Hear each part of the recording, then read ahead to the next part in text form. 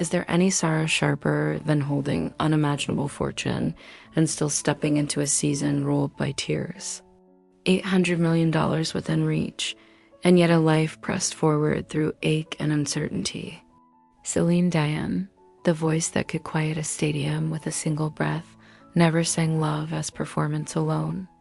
She sang it as conviction, as if belief itself might keep broken hearts from falling apart. One song became a promise carried across oceans. One melody turned into a memory the world refuses to release. Generations did not merely listen to her. They endured beside her dot that admiration has teeth. Beneath the ovations lived long stretches of silence. Beneath the brilliance, a body asked to keep going when it no longer wanted to. Beneath thunderous applause, a woman still standing, still delivering, still refusing to let pain become visible. As grief tightened, her voice became more than sound. It absorbed what had been taken away. Dreams postponed. Private suffering sealed behind a surface polished to perfection. What her name came to represent was staggering. A fortune counted in hundreds of millions. Records sold beyond 250 million copies. Residencies that reshaped entertainment itself. Fragrance lines, fashion ventures, global reach that seemed without edge. The scale revealed itself in places. A $72 million island estate shaped by tropical light. A French-style chateau in Quebec valued at over $25 million. A quieter Nevada home, modest by comparison, where children's laughter still lingered in hallways shaped by years that never slowed down. A Maybach. A Mercedes. A Cadillac. Not indulgence, but distance traveled without pause. A private jet always ready, always moving, carrying a life that rarely stopped long enough to exhale. And after everything is counted, what remains is not empire. It is endurance stretched thin.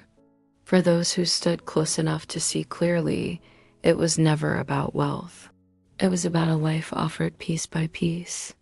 If her voice ever carried you through a fragile moment, leave a like and remember why it mattered.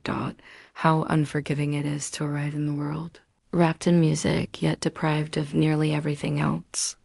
Céline Marie Claudette Dion was born on March 30th, 1968, in Charlemagne, Quebec. The youngest of 14 children in a home where melodies spilled from every corner. Songs were everywhere. Security was not. Her parents filled the air with music, but hunger and cold crept through every crack. Her first bed was not a cradle, but a drawer lined with thin blankets. A baby rocked not by comfort, but by necessity. Lullabies were not sung to her. They traveled through floorboards late at night from siblings rehearsing. From her first breath, her life demanded resilience. Out of that pressure emerged a voice of uncommon clarity and strength. At 5, she sang at her brother's wedding, not as novelty, as survival. At 12, she was writing songs with her mother, recording a demo with her brother Michel, sending it to René and Janelle in Montreal. When he heard her voice, he wept. Not from strategy, but from recognition. He risked his home to fund her first album, a decision made on faith rather than calculation. She stood in cold studios while other children played. She practiced vowels, learned breath control, absorbed English phonetically. Sleep disappeared. Birthdays passed quietly. Childhood softened to discipline. Every deprivation became material, shaping a dream that refused to bend. Her early success in Quebec arrived quickly, but it carried hidden costs. Performances before massive audiences before adolescence had finished. Lost time, vanished ease, relentless rehearsal. In her own reflections, she spoke of never having a normal youth.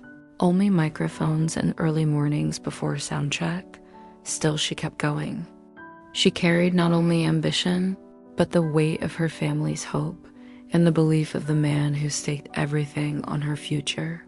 From poverty to global stages, from a drawer to the world, her journey was never about fame. It was about survival. Each note became a bridge between suffering and triumph. Sometimes, long before life offers kindness, it demands a decision. She was only 12 when their paths crossed. He was decades older, steady in a way time alone teaches. When Renee Angelil pressed play on her cassette, he did not hear a child chasing a dream. He heard a soul already carrying more than it should. What followed was not simply mentorship. It was protection. As her name rose, his presence stepped further back, absorbing pressure so she could breathe. When exhaustion blurred her voice, he spoke for her. When doubt surfaced, he anchored her. Trust deepened quietly. Love emerged not as rebellion, but refuge. When they married in 1994 at Notre Dame Basilica in Montreal, it was not spectacle. It was devotion chosen against the current of a life already claimed by expectation. From that day forward, he became husband, manager, anchor, and guardian of a world that demanded more than it ever gave back. Together, they built a life balanced between arenas and nurseries, trophies and whispered goodnights, from the earliest hunger to the highest stages. From silence to symphony, her life unfolded as a lesson in endurance, not perfection, persistence, and long before the world learned how heavy admiration could be, someone taught her how to survive it. Comment 56 or write Rib Céline Dion to honor them. Asterisk, when she sang, time did not pause. It yielded. Céline Dion never chased attention through spectacle or noise. She earned it breath by breath, shaped by restraint, by hunger, by a childhood where survival mattered more than ambition. Long before applause learned her name, every note had already been rehearsed in silence. Formed in rooms where a young girl from Quebec understood that endurance always came before comfort. In 1990, stepping into English language music was not expansion. It was exposure. Her accent was questioned. Her place was doubted. Doors did not open willingly, so she stood and knocked until sound itself forced them apart. Where Does My Heart Beat now climbed the charts not because it was welcomed, but because it could not be ignored.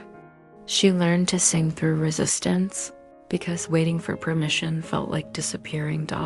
Her voice crossed borders effortlessly. Language dissolved.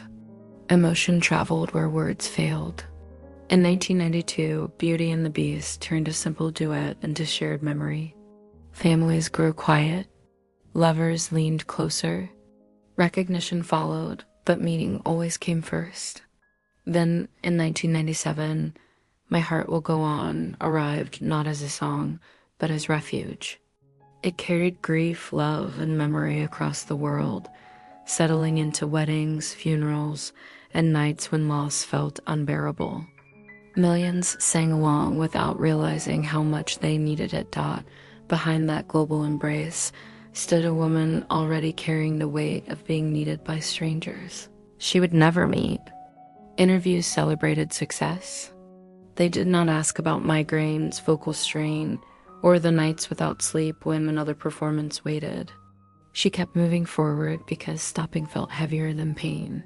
When she accepted a Las Vegas residency in 2003, it was dismissed as a graceful ending.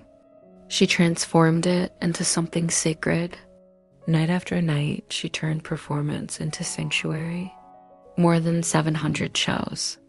Millions of people who left feeling less alone. Money followed, but it was never the measure. Presence was. She did not simply perform. She gave herself carefully, repeatedly, until the giving itself became a quiet wound. At the center of that relentless ascent stood Renee Angelil. Never merely a manager. Never just a husband. He was the quiet rhythm beneath her silences. The man who believed before belief made sense. From the day he risked his home for her voice, his life folded itself around hers. As her name climbed higher, he stepped further back, absorbing the pressure so she could stand. He shielded her from hunger that came not from poverty, but from admiration. When exhaustion threatened, he intervened.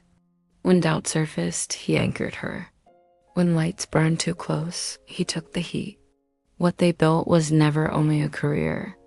It was sanctuary, fragile, sacred, too intimate for headlines.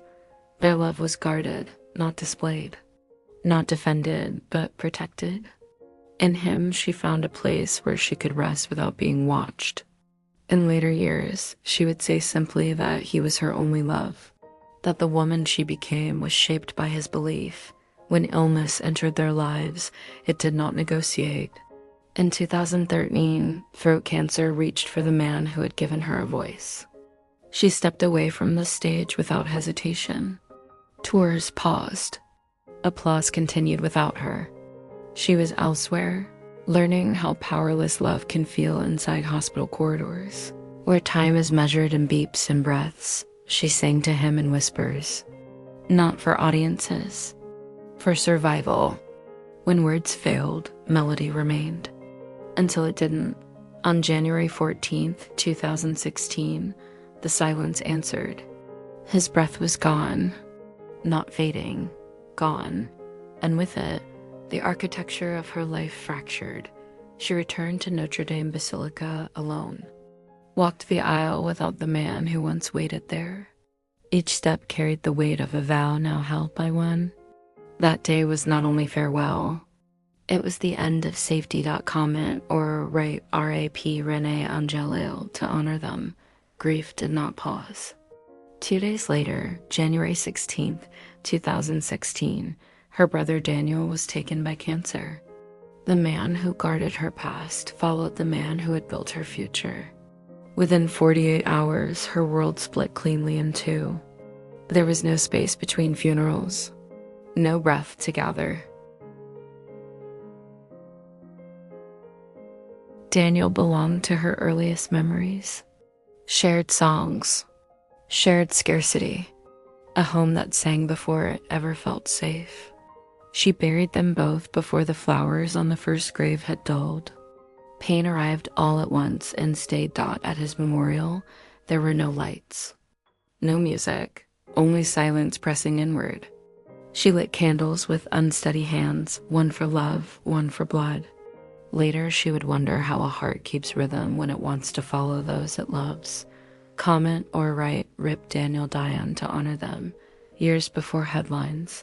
Learned her grief. She had already carried sorrow unseen. In hospital rooms, far from stages, she sat beside her niece Céline Dion, 16 years old, fragile, living with cystic fibrosis. While the world rose to her voice, she knelt at bedsides, trading applause for oxygen monitors. She sang softly, believing even briefly that melody might reach where medicine could not. When Céline died, the world did not pause. There were no announcements, no shared mourning, only silence. From that silence came a song shaped not for charts, but for farewell. A goodbye released instead of cried. Love transformed into sound one last time. Comment 16 or write Rip Céline Dion to honor them. Asterisk, asterisk, motherhood did not arrive gently for Céline Dion. It came as a private war. Fought far from the lights, carved from longing, blood.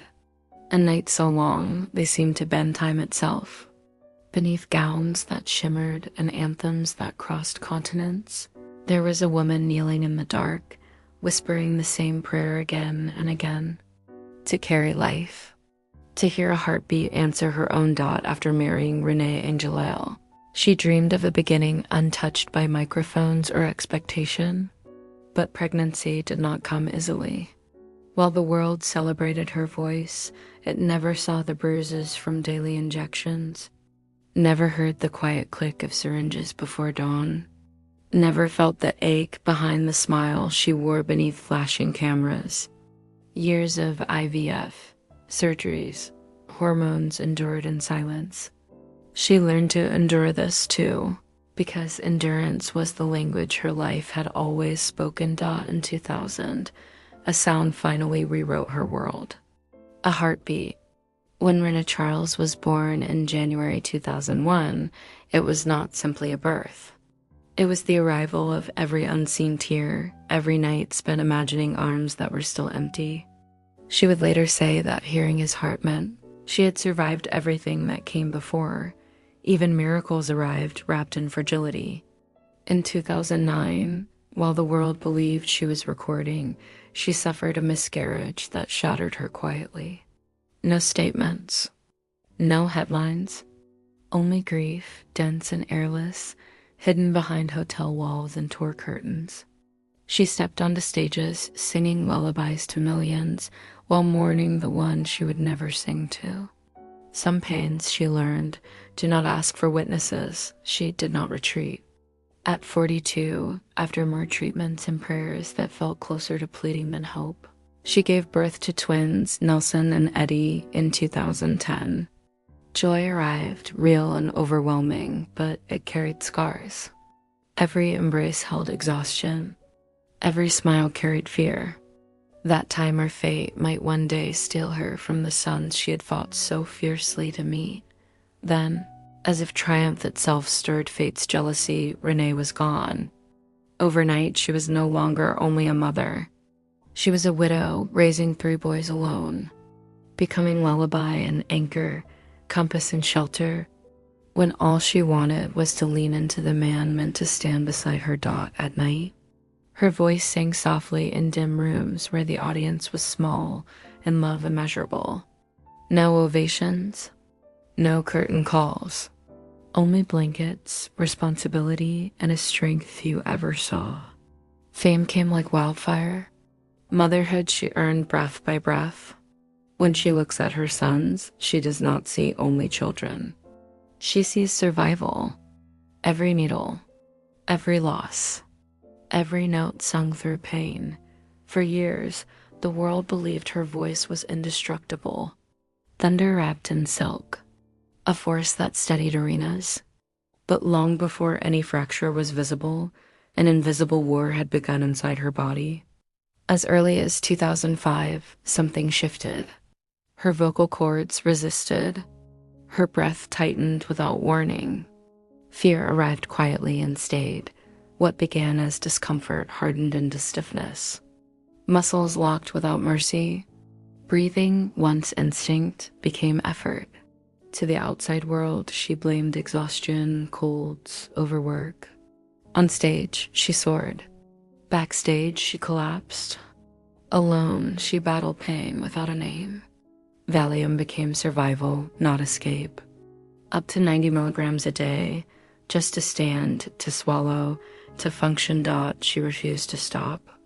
When her voice trembled mid-performance, she turned the microphone toward the crowd. Not to surrender, but to protect. The show moved forward while her body unraveled in silence. Each performance paid for privately. In 2022, the silence finally broke. The diagnosis arrived.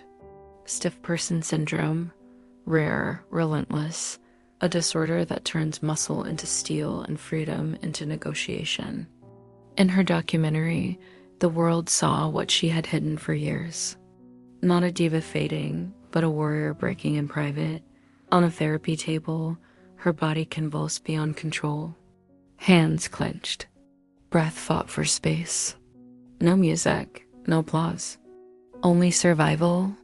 For a woman whose identity was built on command of breath, losing control of her body was not simply illness. It was dismantling, and yet something deeper refused to surrender.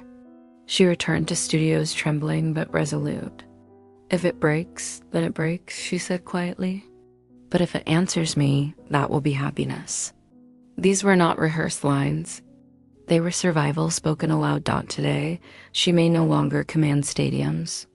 But in quiet resistance, she sings louder than ever. Every spasm endured. Every breath reclaimed. Every step taken despite pain has become her new performance. Not perfection, perseverance.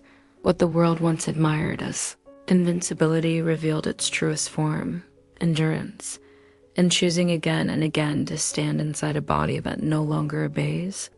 Céline Dion has become something rarer than legend, proof that when the voice falters, purpose can still rise. slowly and painfully. With courage no spotlight could teach, comment 56 or write rib Céline Dion to honor them, asterisk at 56.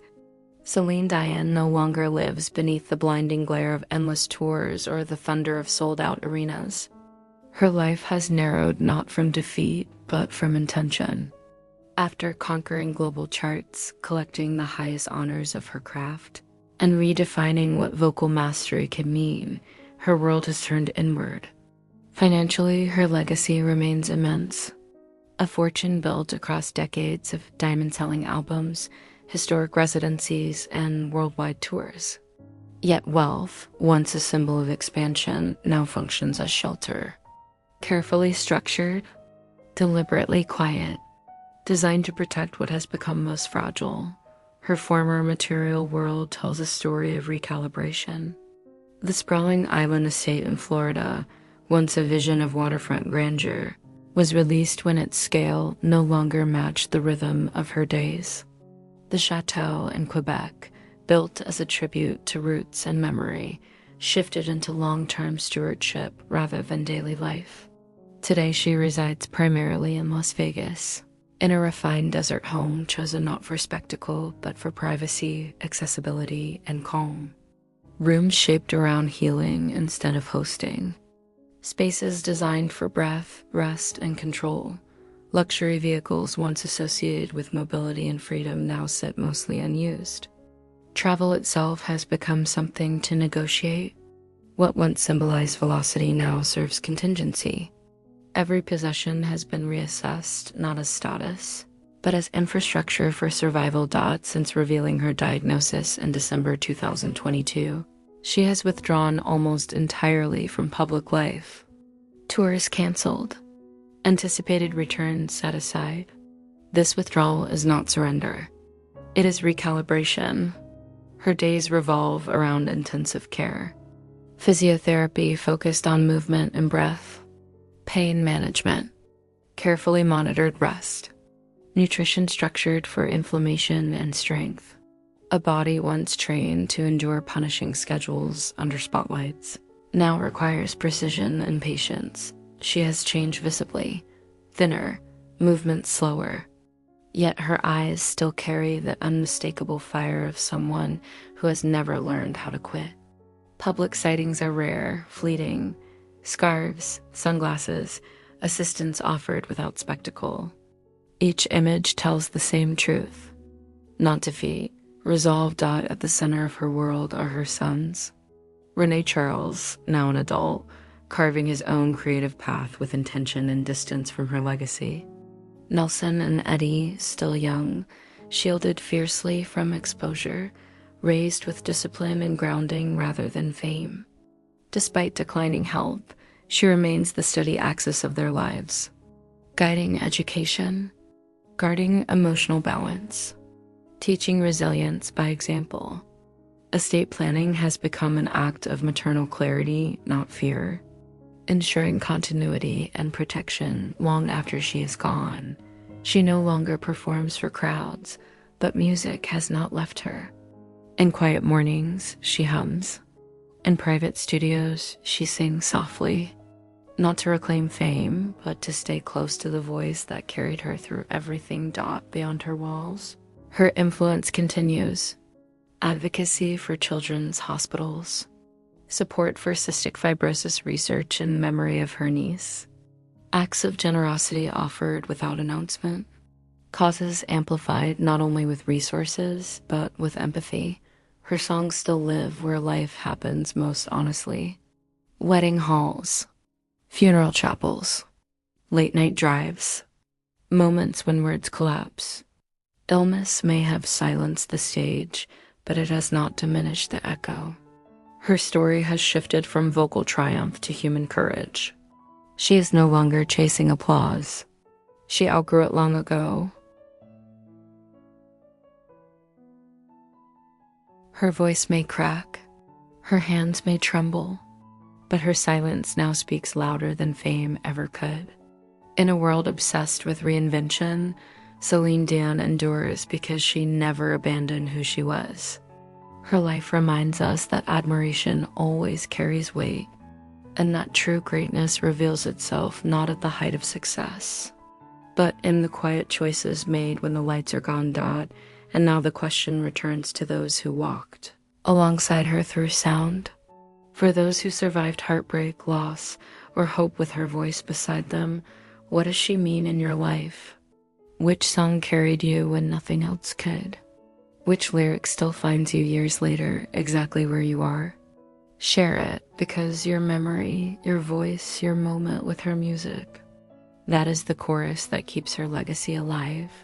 Even now, when she sings not for the world, but for life itself, asterisk, asterisk, long after the final curtain lowered and the arena's emptied. What remains of Céline Dion is not silence, but presence. A presence shaped by decades of giving more than was ever asked, by standing when standing itself demanded sacrifice. Her life was never a straight ascent. It was a continual negotiation between devotion and depletion, between offering comfort to millions and learning how to survive privately. She once carried the world's grief in her voice, lending strength to strangers who would never know her name beyond song credits and liner notes. Weddings bloomed to her melodies, funerals soft beneath them. Love began, ended, and endured through notes she shaped with breath drawn from a body that asked again and again how much more it could give. Fame never shielded her from loss. Wealth never insulated her from pain. Instead, her life revealed a quieter truth, that greatness is not defined by how loudly one is applauded, but by how faithfully one continues when applause fades. Each chapter of her story asked for something different. Childhood demanded resilience. Love demanded surrender. Motherhood demanded blood and patience. Illness demanded humility. And through every season, she answered with the only language she trusted. Endurance. There are voices that impress, and there are voices that accompany. Hers belonged to the latter.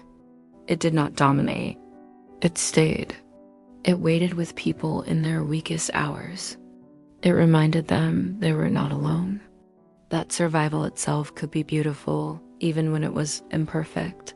Now, in carefully guarded quiet, her days move slowly, not because she has retreated from life, but because life has asked her to listen differently, to measure breath, to honor limits, to protect what remains.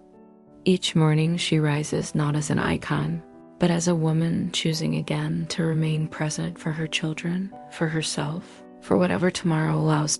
She no longer stands beneath fireworks or orchestras, yet courage has become her most powerful instrument. Every step taken despite pain, every breath reclaimed despite fear, every moment of calm carved from a body that no longer obeys. This too is performance. One the world rarely sees, but one that matters more than any encore. Legends are often remembered for what they achieved.